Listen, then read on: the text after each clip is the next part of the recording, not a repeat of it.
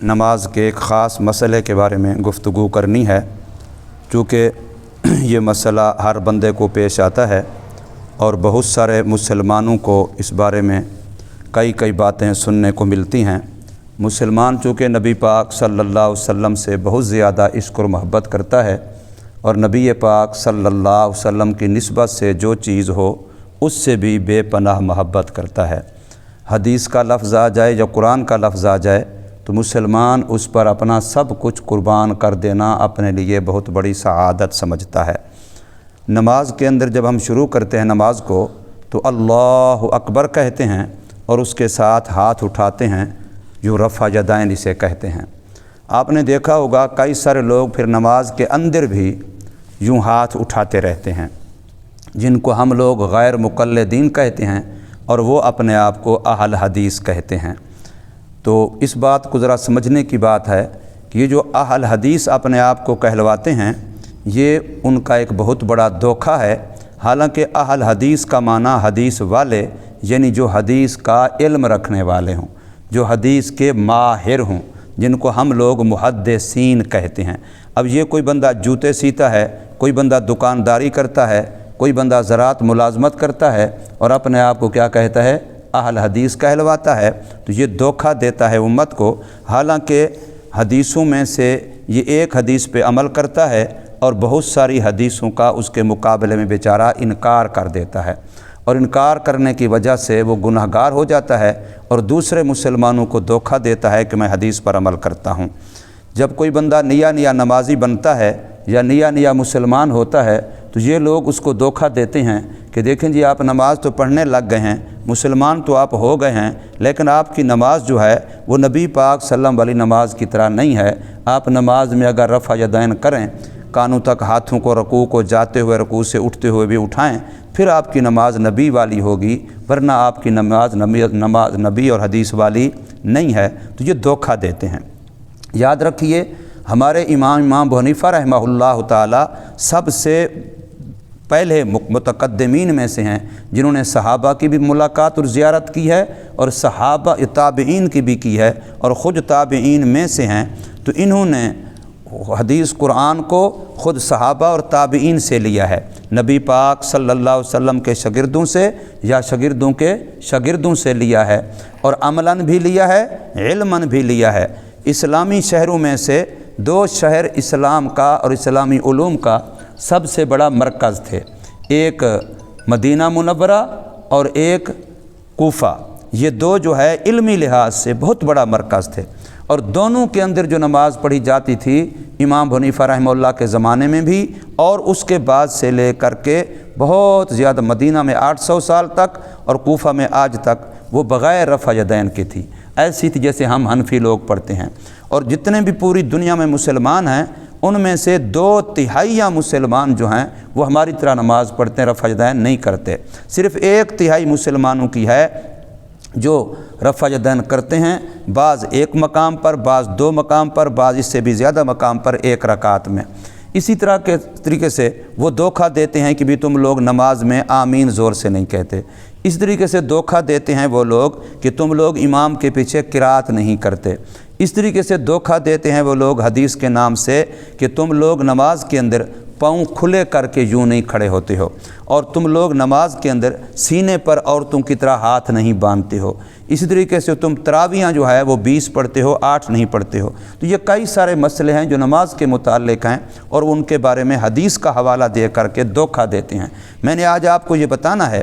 کہ رفع یدین جو صرف نماز کے شروع میں ہم کرتے ہیں بس وہی حدیث سے ثابت ہے۔ اس کے علاوہ جو رفع یدین ہے وہ اگرچہ کسی حدیث میں آتا بھی ہے تو وہ منسوخ ہو گیا ہے، چونکہ نماز ہماری تدریجاً آئی ہے۔ پہلے نماز میں باتیں کرنا بھی جائز تھا، پہلے نماز میں کھانا پینا بھی جائز تھا، پہلے نماز میں چلنا پھرنا بھی جائز تھا، پہلے نماز پڑھ رہا ہے بندہ کوئی آ کر کے سلام کرتا اس کو سلام کا جواب دینا بھی جائز تھا، لیکن اب ایسا نہیں ہے۔ اسی طریقے سے نماز کے شروع میں نماز کے اندر رفع یدین بھی کیا جاتا تھا، بعض دفعہ کیا گیا ہے۔ اس کی وجہ یہ تھی کہ جو منافق لوگ تھے وہ نماز میں تو آتے تھے لیکن بغلوں میں اپنے بت بھی چھپا کے کھڑے ہوتے، تو پھر جب یوں کرتے وہ بغلوں بت تو گر پڑتے، پھر ان کو اس لیے رفع یدین کرایا جاتا تاکہ کوئی بندہ منافق اس طریقے سے نماز نہ پڑھے کہ وہ نماز کے اندر بھی بغلوں میں اپنے مورتیاں اور بت لے کے کھڑا ہو۔ تو اس وجہ سے شروع میں بعض حدیثوں میں یہ آتا ہے، لیکن زیادہ حدیثیں جو ہیں، زیادہ صحابہ کرام، زیادہ تابعین وہ وہی ہیں، اور زیادہ ائمہ مجتہدین اور امت مسلمہ کا زیادہ طبقہ وہی ہے جو نماز میں صرف شروع میں رفع یدین کرتا ہے، اس کے علاوہ رفع یدین آخر تک بالکل نہیں کرتا۔ اس میں ہماری جو دلیل ہے رفع یدین نہ کرنے کی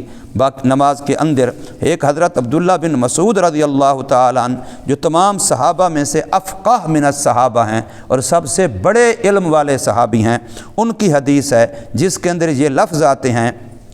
کہ انہوں نے صحابہ کرام اور تابعین کی بہت بڑی تعداد کے سامنے یہ فرمایا کہ میں تمہیں نبی پاک صلی اللہ علیہ وسلم والی نماز پڑھ کے دکھاتا ہوں۔ پھر نماز پڑھی اور اس میں سوائے شروع کے پوری نماز میں رفع یدین پھر نہیں کیا، اور تمام اس وقت جو موجود وہاں صحابہ اور تابعین تھے سب نے اس کی تصدیق کی کہ واقعی آپ نے ویسی ہی نماز میں پڑھا کے دکھائی جیسے نبی پاک صلی اللہ علیہ وسلم پڑھایا کرتے تھے، پڑھا کرتے تھے۔ اس میں یہ لفظ آتے ہیں فقام فرفع یدیہ اول مرۃ ثم لم یعد، کہ صرف شروع میں رفع یدین کیا، اس کے علاوہ پوری نماز میں پھر دوبارہ رفع یدین نہیں کیا ہے۔ اسی طریقے سے ایک اور حدیث ہے حضرت رسول کریم صلی اللہ علیہ وسلم کی، جس کو حضرت براء بن عازب رضی اللہ تعالی عنہ وہ روایت کرتے ہیں، اور اس روایت کے اندر بھی یہ آتا ہے کہ فرفع یدیہ الی قریب من اذنیہ ثم لا یعود، کان اذا افتتح الصلاۃ رفع یدیہ، صرف شروع نماز میں ہاتھ اٹھاتے، اس کے علاوہ پھر پوری نماز میں دوبارہ ہاتھ نہیں اٹھاتے تھے۔ یہ بات حضرت براء بن عازب رضی اللہ تعالیٰ عنہ رسول اللہ صلی اللہ علیہ وسلم سے نقل کر رہے ہیں۔ اس طریقے سے ایک اور حدیث ہے حضرت عبداللہ بن عباس رضی اللہ تعالی عنہ کی، جن کو نبی پاک صلی اللہ علیہ وسلم نے اپنے تمام صحابہ میں سب سے بڑا مفسر قرآن فرمایا ہے، اور ان کے بڑے عالم ہونے کی نبی پاک صلی اللہ علیہ وسلم نے خود دعا کی ہے۔ ان کی حدیث ہے، اس کے اندر یہ لفظ آتا ہے کہ ان النبی صلی اللہ علیہ وسلم ترفع الایدی فی سبعۃ مواطن افتتاح الصلاۃ، اس میں یہ آتا ہے کہ صرف نماز کے شروع میں ہاتھ اٹھاتے تھے، اس کے علاوہ ہاتھ نہیں اٹھاتے تھے۔ باقی جو مقام ہے وہ استقبال قبلہ ہے، صفا مروہ کا استقبال ہے، اور موقفین ہیں اور حجر اسود ہے یہاں ان موقعوں پر۔ اس طریقے سے ایک اور حدیث ہے حضرت عبادہ بن زبیر رضی اللہ تعالی عنہ کی، اس کے اندر بھی یہ لفظ آتا ہے کہ ان رسول اللہ صلی اللہ علیہ وسلم کان اذا افتتح الصلاۃ رفع یدیہ فی اول الصلاۃ ثم لم یرفعها فی شیء حتی یفرغ، پھر نماز سے فارغ ہونے تک حضور صلی اللہ علیہ وسلم دوبارہ ہاتھ نہیں اٹھاتے تھے، صرف شروع میں ہاتھ اٹھاتے تھے۔ اس طریقے سے ایک حدیث ہے مسلم شریف کے اندر جلد اول صفحہ نمبر 181 ہے مسلم شریف کی، صحیح مسلم شریف کی، اس کے اندر حضرت جابر بن سمر رضی اللہ تعالیٰ عنہ کی حدیث ہے، اس کے اندر لفظ آتے ہیں اسکنوا فی الصلاۃ، نماز کو سکون سے پڑھو، نماز کے اندر سکون سے کھڑے ہو، نماز میں ہاتھوں کو خواہ حرکت نہ دو، نماز کے اندر جتنا سکون ہوگا اتنا نماز خشوع خضوع والی ہوگی اور اللہ تبارک و تعالیٰ کو زیادہ محبوب ہوگی۔ تو سکون فی الصلاۃ کا حکم ہے۔ اس طریقے سے صحابہ کرام کی بہت بڑی تعداد ہے، 80 سے زیادہ صحابہ کرام کے اقوال اور ان کے اعمال نقل کیے گئے ہیں کہ وہ نماز میں رفع یدین نہیں کرتے تھے، اور تابعین کی اس سے بڑی تعداد ہے، کئی 100 تابعین کے اقوال کتابوں میں نقل کیے گئے ہیں کہ وہ نماز کے اندر رفع یدین نہیں کرتے تھے۔ بڑے بڑے صحابہ حضرت عمر، حضرت علی، حضرت عبداللہ بن مسعود رضی اللہ تعالی عنہ جیسے فقہاء صحابہ جو بلا شبہ افقہ صحابہ ہیں، وہ ترک رفع یدین پر عمل کرتے تھے، جن رفع یدین نماز کے اندر نہیں کرتے تھے۔ اور صحابہ کرام کے علاوہ بے شمار تابعین کے آثار بھی حنفیہ کے یعنی ہمارے مسلک کی تائید کرتے ہیں، نماز کے اندر رفع یدین نہیں ہے۔ اس طریقے سے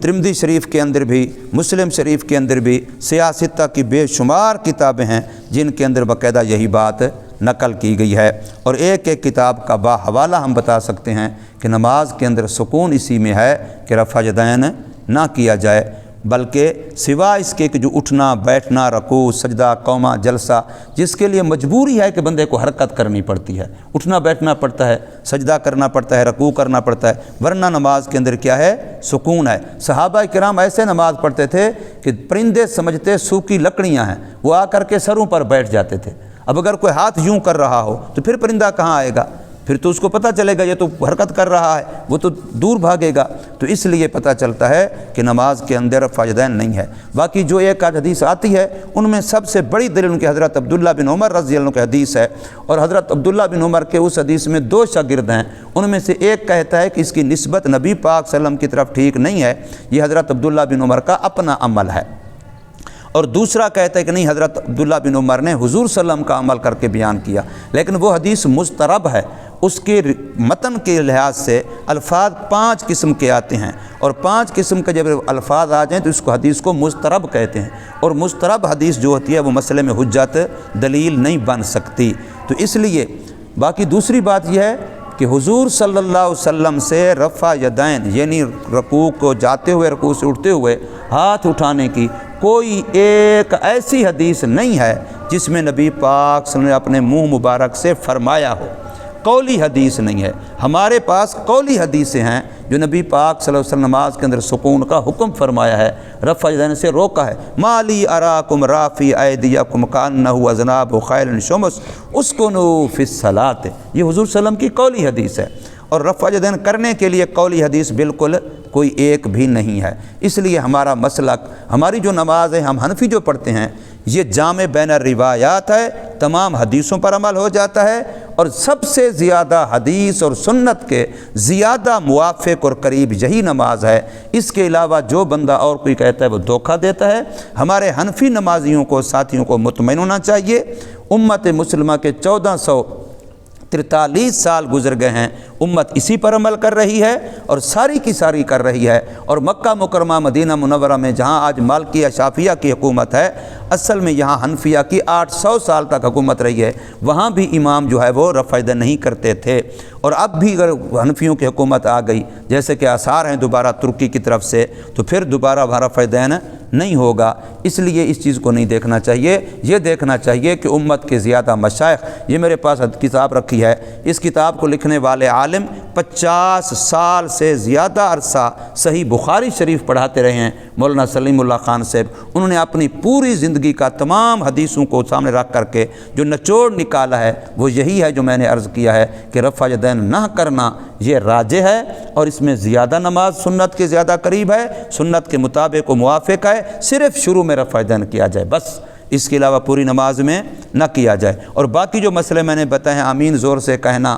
اور امام کے پیچھے قرات کرنا، اور اس طریقے سے ہاتھ سینے پر باندھنا، اس طریقے سے ٹانگیں کھلی کر کے کھڑا ہونا، پھر بغیر ٹوپی پگڑی کے ننگے سر نماز پڑھنا، یہ ساری چیزیں بھی بعض دھوکہ دیتے ہیں اللہ کے بندے۔ اللہ پاک ان کو سمجھ نصیب فرمائے، اور ہمیں اللہ پاک اپنے اساتذہ مشائخ اور اپنے بزرگ علماء، صحابہ اور تابعین، ائمہ مجتہدین، محدثین، مفسرین پر اعتماد نصیب فرمائے کہ ہمارے جو آباء و اجداد سے ہمیں یہ نماز پہنچی بالکل سنت کے مطابق ہے، اس پر ہمیں مطمئن ہونا چاہیے۔ کسی قسم کے کسی بندے کے